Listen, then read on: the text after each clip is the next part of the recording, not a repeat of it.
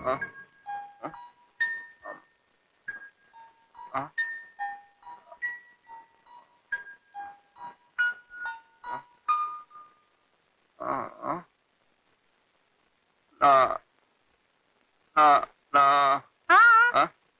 எங்க இருக்கேன், எப்படி இங்க வந்தேன்னு சினிமால மயக்கம் தெளிச்ச ஹீரோ வழக்கமா கேட்பாங்களே, அதத்தானே நீயும் கேட்க போற.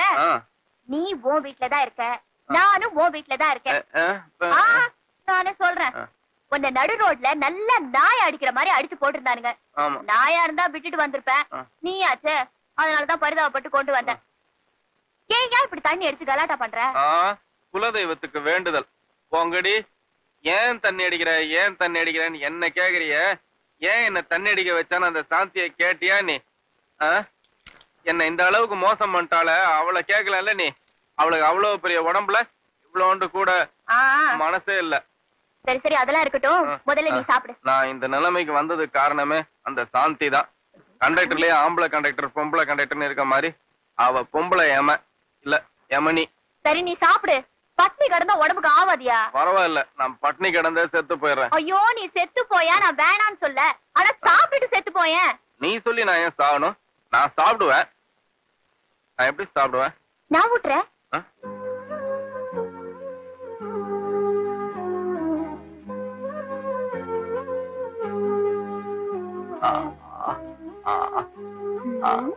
இன்னும் கொஞ்சம் தர இல்ல, நீ வாய திறந்தா உலகமே தெரியுது. நீதான் கண்ண பரமாத்மாவாச்சு. கொஞ்சம் பாரு. ஏன் இப்படி சாப்பிட மாட்டேன்னு சொல்லி இப்படி சாப்பாட்டுக்கு அலையிற? அலையிறனா? சாந்தி என்னை விட்டு பிரிஞ்சு போனதுக்கு அப்புறம் நான் சரியா சாப்பிட்டு எவ்வளவு நாளாச்சு தெரியுமா? ஆமா, அந்த சாந்தி ஏன் என்னை ஏமாத்திருப்பா உனக்கா தெரியுமா? Very simple. அவ உன்னை ஏமாத்திட்டு போனதுனாலதான் இன்னைக்கு ஏசி கார்ல போயிட்டு இருக்கா. அதே உன்னை கல்யாணம் பண்ணிருந்தானா பல்லவன் பஸ்ல ஓசில தான் டிராவல் பண்ணிருக்கணும். அவளே எல்லாத்தையும் மறந்துட்டு போயிட்டா. நீ ஏன் அவளை பத்தியே நினைச்சிட்டு இருக்க? நீ சொல்றது கரெக்ட் தான். அவளை பத்தி கவலைப்பட நான் இருக்கேன், என்ன பத்தி கவலைப்பட யார் இருக்கா? நான் இருக்கேன்.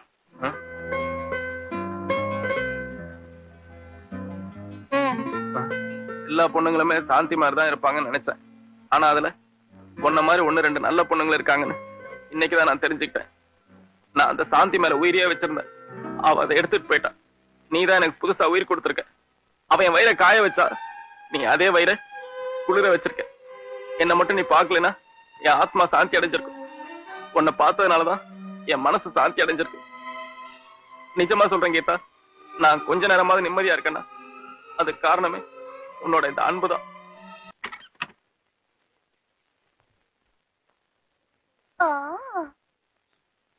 வெல்கம். வெல்கம் இருக்கட்டும். என்னடி இது? இது தெரியல, புடவை. புடவை சரி, எதுக்காக கட்டின? இல்ல, வெறும் பாவாடையோட இருந்தா அசிங்கமா இருக்கும், அதனாலதான் புடவை எடுத்து கட்டின. அது சரி, எங்க அம்மா புடவை எதுக்கு எடுத்து கட்டின? அது அம்மாவும் ஒரு காலத்துல பொண்டாட்டியா இருந்தவங்க தானே, அதனால பொண்டாட்டியா வரப்போறவ அம்மாவோட புடவை எடுத்து கட்டுறதுல தப்பு இல்லன்னுதான் உங்க அம்மா புடவை எடுத்து நான் கட்டிக்கிட்டேன். எங்க அம்மா புடவைய எனக்கு பொண்டாட்டியா வரவதான் கட்டணும், எவனுக்கோ பொண்டாட்டியா போறவெல்லாம் கட்டக்கூடாது, புரியுதா? எவனுக்கோ பொண்டாட்டியா போறவெல்லாம் உங்க அம்மா புடவை எடுத்து கட்டக்கூடாது, ஆனா எவனோடவோ ஊர் சுத்துறவெல்லாம் உனக்கு பொண்டாட்டி ஆகலாமா? என்னடி சொன்ன? என்னையா இப்படி எல்லாம் அடிக்கிற? நேத்து நீ மயக்கம் தெளிஞ்சு பேசுனியா இல்ல மயக்கத்திலே பேசுனியா? அவ காய வச்சா நீ குளிர வச்ச, அவ உயிரை எடுத்தா நீ உயிரை கொடுத்த. இப்படி எல்லாம் சாந்தியை விட நான் எல்லா வகையிலயும் பெட்டர்னு சொன்னியா? சூசகமா என்ன பெட்டர் ஹாஃப்னு சொல்றேன்னு நினைச்சுதான் உரிமையோட உங்க அம்மா புடவை எடுத்து காட்டின. அதுக்கு போய் இப்படி அடிச்சுட்டியா? வாய முறி. இல்லாத வீடு இருந்தா தைரியமா வீட்டுக்குள்ள நுழைஞ்சு தனியா இருக்காமலே தள்ளிட்டு போலான்னு திட்டம் போட்டிருக்க. எனக்கு ஏதோ ஹெல்ப் பண்ணிங்கிறதுக்காக மனசுல எழுந்து போய் ஒரு 4 வார்த்தை சொன்னோம்னா உடனே மனைவி எல்லாம் முடிவு பண்ணிட்டியா? ஏன் இதே ஒண்ணு திறந்த வீடு இல்லடி உன்ன மாதிரி கண்ட நாயெல்லாம் நுழையறதுக்கு. அவ என்ன புருஷனா எடுத்துக்கிறாளோ இல்லையோ, சாகுற வரைக்கும் சாந்தி தான் என் பொண்டாட்டி.